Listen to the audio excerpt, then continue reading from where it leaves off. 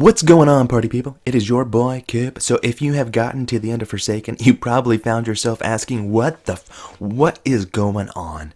Did the meatball just eat the emo kid? And to be honest, I cannot say. On one run, the meatball ate him. And on the other run, he was still standing in the room. So I am not sure if this was just a glitch on one run or what was going on. I don't know if Meatwad ate his body or his spirit. Or perhaps Meatwad had the body and Frylock had the soul, okay? Obviously, the correlation between Aqua Team Hunger Force and the voice of Raven cannot be missed. If you've seen the show, then it is clear. Bungie designed the end boss of their largest expansion of all time after a talking meatball named Meatwad. Now, with that premise accepted and indisputable, you can't argue it, guys. Let's move on to who the hell Riven actually is and why he looks like an inside-out asshole. Firstly, Riven is mentioned quite frequently in the Grimoire. Now, at least in Forsaken. He's mentioned a bit less previously, but he's still there nonetheless. So without any sort of climactic buildup, I'm just gonna tell you, dude is a dragon. I'm not good at foreplay, I am sorry. So, if Riven is a dragon, why does he look like a pop testicle? Well, my friends, it's because the boss we encountered during our first visit to the Watchtower is not actually Riven, but instead the voice of Riven. It may be pronounced Riven, I don't know if I'm saying this right. The body which he possesses appears to be a taken or scorned servitor, okay? Clearly, you don't want to get taken if you're a servitor. You literally become a butthole with teeth, okay? Talk about the short end of the stick, guys. Riven actually means to split or tear apart violently, which is hilarious when you consider that he's a floating ass, being the past tense for Rive. I don't know if you know that, but I just thought I'd drop that nugget of wisdom on you. Interestingly, his name somewhat foreshadows his gradual downfall into darkness. Riven also has the ability to speak directly into the minds of others, as we can clearly see with Prince Uldren. Riven is the only living Ahamkara that we know of at this point in Sight of Destiny. All we really knew of the dragons prior to Forsaken is that they granted wishes. But for some reason, these wishes came with a great price, so a bunch of dudes went out and killed them all, essentially. That's kind of the story that we know. Now, perhaps Prince Uldren's wish was to see his sister is an example of the twisted manner in which these dragons fulfilled wishes. He did get to see her, and then she eats him. Not the way we normally imagine wishes, okay? Also, it would appear these animals go after desperate people, or awoken in this instance. You have to want something bad enough for it to blind you from the sleight of hand being performed right in front of you, is essentially what I'm saying. Now, the big question is, why, if Riven is this badass dragon, do we fight Lance Armstrong's missing ball? Well, my friends, the answer is simple. The awesome dragon fight is being saved for the raid, okay? So yes, the raid will be much like Reign of Fire, where we have the Dark Knight meeting up with Dazed and Confused. Christian Bale, Matthew McConaughey teaming up to slay badass looking dragons who scorch the earth. Now we know this because Petra manages to contact the Queen of the Reef, Mara Sov. Mara says, "Open the gates, let the Guardians in, y'all." And she also asks you to bring back the Heart of Riven. Now, the reason this is hilarious is because we are already inside the Dreaming City. She doesn't have a say, dude. She's like out there in space, like probably partying with a 9 or something. Who knows? But either way, this is clearly a pretty straightforward indicator of what's to come.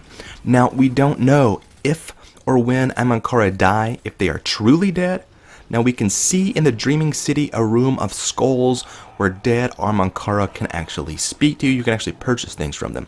Also, we can see on the exotics that they actually do not only speak, but they say they picked you specifically, and that's quite interesting. This could obviously just be further manipulation, but at what ends? To what ends, I should say, if they no longer live? Perhaps they have a throne world of their own. We know that throne worlds can be constructed by more than just the Hive, and that you don't necessarily have to be evil to construct something similar, aka the Dreaming City and the Ascendant world that lies beneath it. Perhaps these dragons simply go to an Ascendant realm and must trick someone capable of releasing them from their realm into doing so.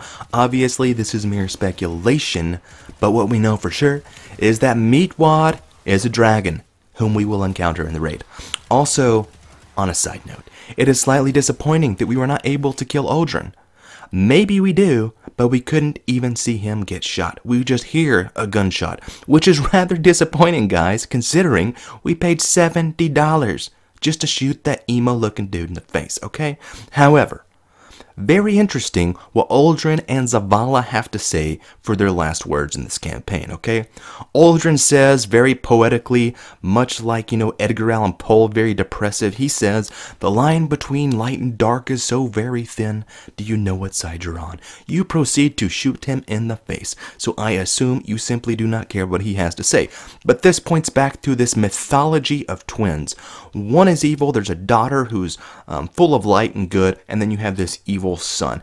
One is hell-bent on chaos while the other tries to bring prosperity to man. No, I don't know who the father would be, and I doubt it will ever be explored, but it's still interesting foreshadowing of things to come.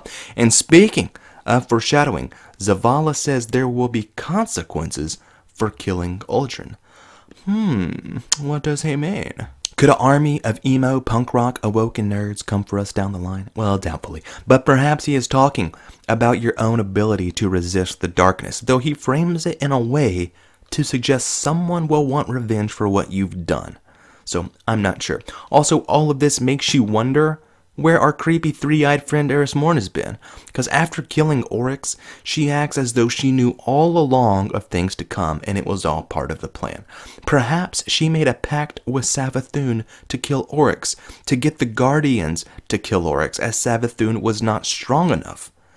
She also came out of the pit from the Hellmouth without a ghost. And I'm just saying, it's interesting stuff to consider. Petra also, or not Petra, Mara Solve also alludes to this plan. Says that none of us know about it, but they seem to have this clear understanding of something else going on, the bigger picture that we just aren't able to see at this point in time.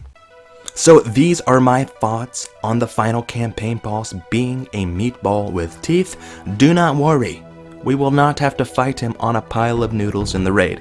He will be back to his badass dragon self, or at least I hope for our sake that he will be. Anyways, y'all, that is all for me.